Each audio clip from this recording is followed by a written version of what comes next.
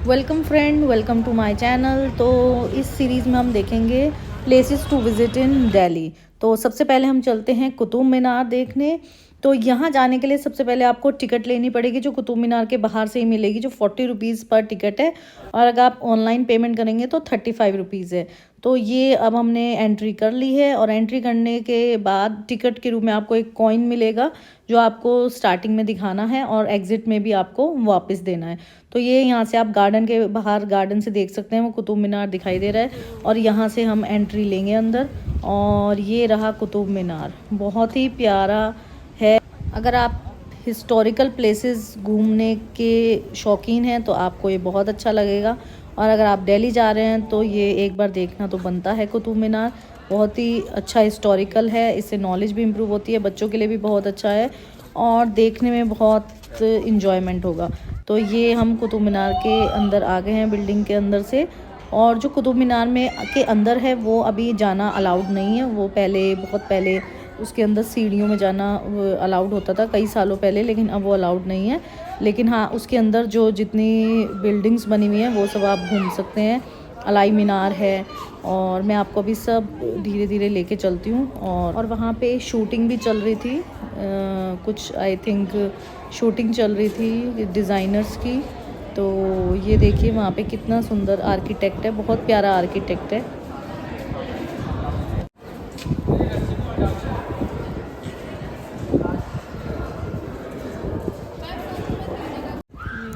तो ये रहा कुतुब मीनार।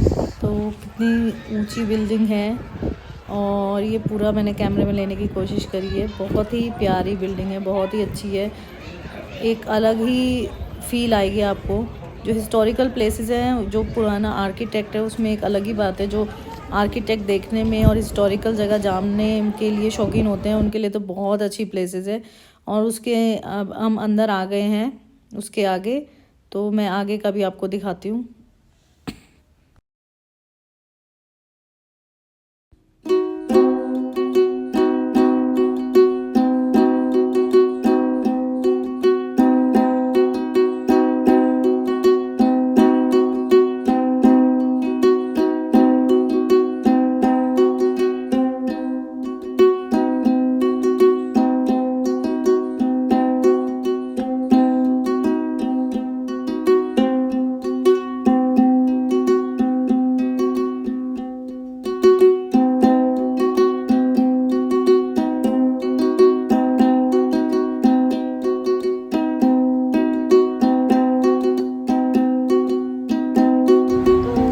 मीनार विज़िट करने के बाद हम चलें अपनी सेकंड प्लेस पे, जो है इंडिया गेट।